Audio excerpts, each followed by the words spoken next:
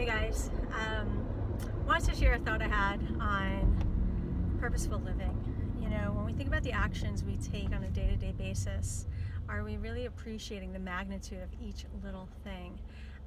It's interesting when I think of some of my favorite speakers and authors, they talk about like really big life things. And sometimes it's very small things that are also really powerful.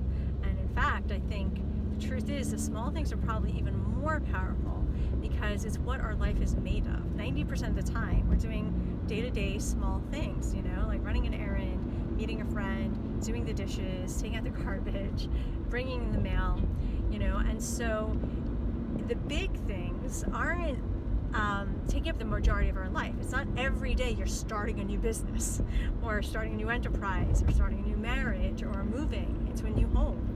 So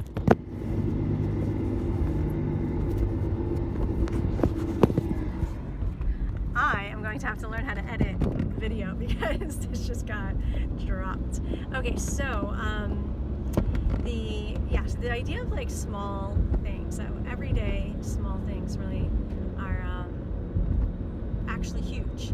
So one of the things that I did today, and it felt so nice to run an errand and drop off a box at the FedEx location. In a quarter mile, turn left onto Malone Avenue.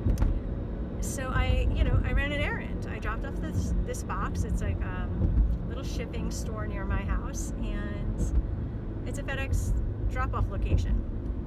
So that one act, I'm using that as my example, can be categorized in like 4 different ways. It can be that I dropped off a box and checked off a little turn left onto Malone Avenue off my list.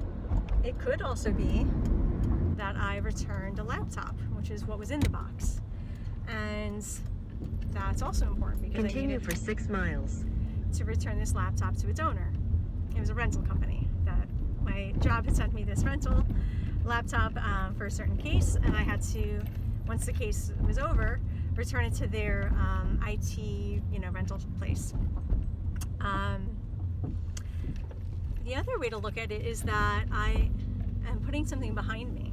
I'm closing a chapter. I completed this job, this project, whatever assignment I was on. It was a legal case, so I can't really talk about the details of it, but I'm moving away from that. I've returned that laptop, completed that short period of my life where I was dedicated to that case, that client. And then the fourth way I could look at it is that it's, instead of moving away from something, meaning away from that legal case and that kind of legal work that I do, it's moving. It was returning a box. Dropping off a box, returning a laptop, or closing this chapter on this legal work.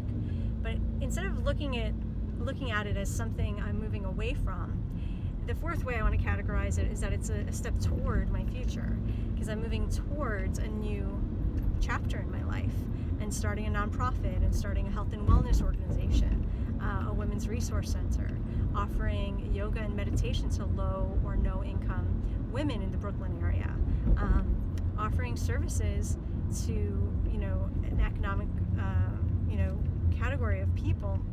I don't know how to describe that. That was not the right way to say it, but what would you say to economic position, right? Low or no income communities that don't often have access to mindfulness, meditation, health and wellness resources, and so on.